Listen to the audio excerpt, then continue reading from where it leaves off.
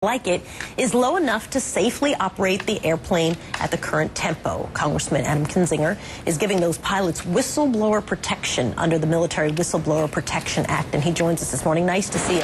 Thanks for being with us. When you first heard their story, what did you think? You know, I was pretty much overwhelmed, and what was amazing to me is 18% of Raptor pilots have experienced this condition at some point or another, so this is a real issue. And, you know, look, I think the F-22 is an important piece of our arsenal. I think it's a devastating aircraft that can do great harm to our enemy, and we need it. But we need to figure out what this issue is, solve it, so that these pilots can safely fly this aircraft and defend our country. Here's what the Air Force said. The 14 unexplained physiological incidents before the May 2011 stand-down and the 11 incidents after the September 2011 return to flight represent an incident rate below 0.1%, whether considered in terms of sortie numbers or flight hours, meaning there sounds like a little issue, but little, and it sounds like they're comfortable with that. How do you respond to that?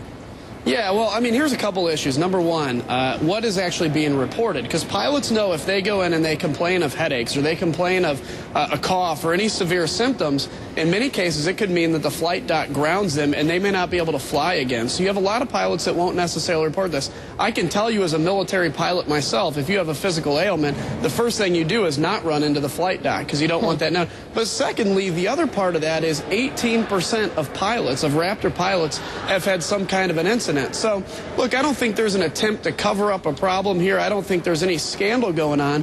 But what I think is important is we get to the bottom of what this problem is, and then I want to make sure that pilots that have come forward are not being judged or not going to, potentially be in a disciplinary action where they have their wings taken away, because we are taught from the very beginning, if you suspect an unsafe condition, it is not just your right, but your responsibility to come forward and make that condition known. So how are you going to do that, right? Because you're the first one who said, the thing you learn is don't run into the dock the minute you get, if you have some kind of a flight where there might be an issue, and everyone's sort of trained that way. Don't run into the dock because otherwise you might be grounded. So how do you move from getting accurate statistics that could, in fact, ground the F-22?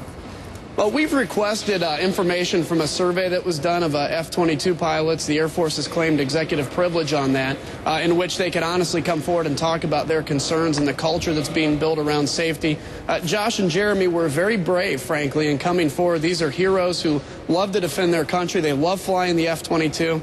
But they've come forward and made known this issue to say, please, let's just fix this issue so that we can go back to flying the F-22 and not worrying about whether we're going hypoxic or whether our judgment isn't necessarily all there. Let's just get focused on training to shoot bad guys out of the sky, and that's what they can do well, and that's what we need to be focused on doing. Lockheed Martin and other defense contractors are facing a lawsuit from the wife of another pilot, Captain Jeff Haney, who died when he was flying his F-22 on a training mission back in 2010. And here's what Lockheed Martin said about that. We do not agree with the allegations and will respond to them through the appropriate legal process. When they were on 60 Minutes, though, two of the pilots said they don't feel safe enough to fly, so they stopped. Let me play a clip of that. I was asked to make a decision that day whether I wanted to fly or find another line of work. Fly or you're out. That was it. So what do you think of that decision? I mean, as you mentioned, you've flown in the Air Force yourself. You're now with the Air National Guard. Are they being put in these impossible positions to make that kind of a decision, not only about their careers, but also their career versus their potential safety? Yeah, I think so. And again, in pilot training, we're taught that if there's an unsafe condition, it doesn't matter what the rank of the person you have to tell this to is.